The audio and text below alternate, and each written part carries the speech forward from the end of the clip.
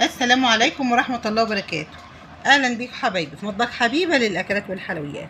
وحشتوني وحشتوني وحشتوني، توحشوني من الفيديو للتاني والله. بصوا بقى النهاردة هعمل ايه.